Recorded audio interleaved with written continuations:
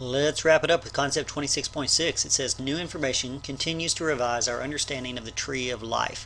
So one last dip into that gray that we've been talking about of how things change over time. You have to keep in mind that all this talk about taxonomy and phylogenetic trees, this is all man-made classification, man-made ways of trying to understand the natural world around us. And of course with science we're always going to change our information as time goes by, because we're going to continually strive to update information and gather new information, so we should expect that our models change over time. It says, recently we have gained insight into the very deepest branches of the tree of life through molecular systematics. As science has progressed, the way we group and divide living things into taxonomic categories has changed over time, and that's something we should expect. I would fully expect that it will continue to change, and as a matter of fact I'll briefly mention some of those changes that you might expect in the future. I would say when I was a young kid, or certainly my parents, they did not study the three domains that we talked about early on in this chapter. Those three domains were not really in existence until the late 80s, early 90s. We didn't really start using those. So obviously things change over time, but that's a good thing. That is more representative of reality as we gather new data. If you go back a couple of hundred years, you'll find that the early taxonomists, too many vocabulary words.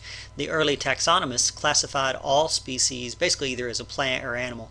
Everything they saw, it just went into a category of plant or animal, including like fungi and mushrooms. They considered them plants too, which is kind of ridiculous because they don't do photosynthesis, and their structure we now know is much more like their cell membranes are made out of chitin, much more like an insect than a plant. But they didn't know, so they just threw everything into plant or animal, especially when they got to the smaller creatures, the microbial creatures. They were really at a loss, and they just kind of subdivided based on how they best thought it would fit. Later on we kind of developed the idea of 5 kingdoms, and so there was a kingdom of Monera, which was all the prokaryotes. That would be the bacteria, what we would now consider the bacteria and the archaea. The Protista, which is still kind of a mess, Plantae, fungi, and Animalia. So now we have those kingdoms for the most part, although we have subdivided even further.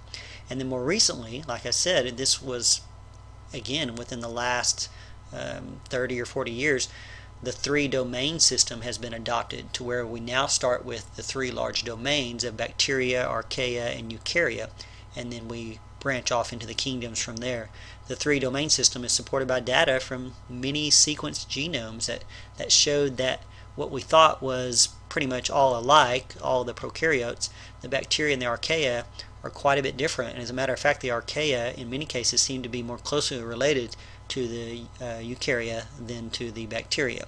So we divided them further and started off with these 3 domains. And again, a lot of people hate this idea that things change, and they don't like that. They think it's a weakness of science, but obviously I disagree. That is the way of science, to continually improve your understanding of the world around you. You can right click and play this video. I highly suggest watching this little animation because it talks about the various classification schemes over time, starting with just basic plant and animal, and then subdividing further as our knowledge grew, and it brings you up to date with the basic system that we use now. So again, right click and hit play. I highly recommend it. Great little video.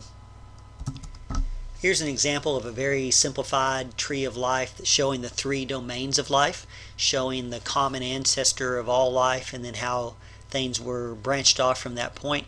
And what this is really interesting is it really highlights 2/3 of the history of life on our planet is all about single-celled organisms, which is pretty amazing to think about. But the vast majority of life on our planet in the past and in the present is not like you and I, or elephants, or cows, or birds. It's single-celled, simple creatures, very different from you and I. That makes up 2/3 of the domains. As I mentioned, the current tree of life suggests that the eukaryotes and the archaea are more closely related to each other than to the bacteria, and thus we divided it into those 3 domains to begin with. This reconstruction of the tree of life is based largely on the sequence comparisons of that ribosomal RNA that we mentioned.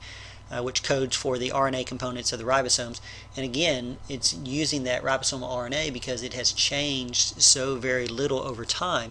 Because the ribosomes are fundamental to the workings of the cell, that means the genes that code for them have evolved very slowly. And so homologies between even distantly related organisms can still be detected. We can still find the homologies between, say, a human and a yeast cell, or a bacteria and a bird, by looking at these particular genes. One last thing for us to mention, and we'll probably mention it later on as we continue to study, is there have been substantial swapping or interchanges of genes between organisms in different domains, even especially in the early stages. There's something called horizontal gene transfer, which is where genetic information is passed from one genome to another. And we're not even talking of the same species, we're potentially not even talking of the same domain. Wildly different creatures passing genetic information back and forth to each other. We call this horizontal gene transfer, and this occurs by the exchange of transposable elements and plasmids, viral infections, the fusion of organisms. This even occurs today. There are parts of your DNA, parts of your genome that were actually placed there by viruses that are from other creatures. So this horizontal gene transfer still occurs today, and it likely occurred a great deal early on in the history of life. So that's a bit of a problem, because that complicates this building of a tree of life. If we want to try to go back from present day all the way back to the very beginning, horizontal gene transfer tends to jumble up the whole process and makes it a bit more difficult to build this clear tree of life. So you can see, again, especially long periods ago, billions of years ago, we have the common ancestor of all life, and then you have the various large domains, and we have horizontal gene transfer that has occurred between these domains, and that kind of makes the picture a bit messier.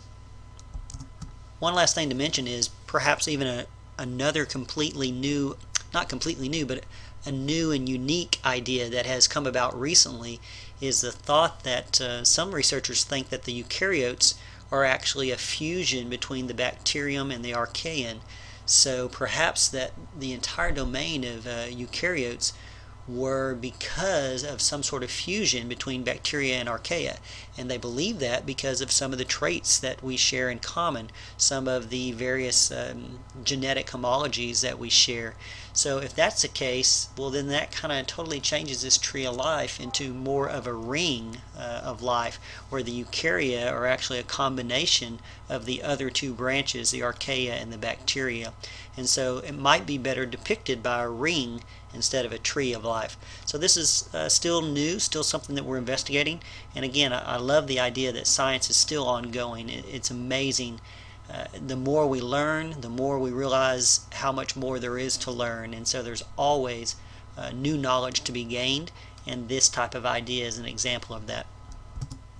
Your textbook ends this chapter kind of in this way. It says, although scientists continue to debate whether early steps in the history of life are best represented as a tree, a ring, or a tangled web, in recent decades there have been many exciting discoveries about evolutionary events that occurred later in time. We'll explore such discoveries in the rest of this unit's chapters, beginning with the Earth's earliest inhabitants, the prokaryotes. So I love the fact that we're still learning new information. And as we continue on with our chapters, we're going to start looking at the individual domains and the individual kingdoms and the types of creatures that are part of those kingdoms. But we'll study even more about some of the new things that we've learned about the evolutionary path of these various creatures and how they came to be. So we're going to stop right there. That's chapter 26. Make sure you study well for your exam. This chapter is really heavy on the vocabulary, so I would suggest Quizlet or some other source like that to help you out. And you can always email me if you have any questions. Talk to you soon. I will be there at Global on February the 11th. Try to be at our meeting if you can. Extra credit for those that attend. Have a good night. Bye-bye.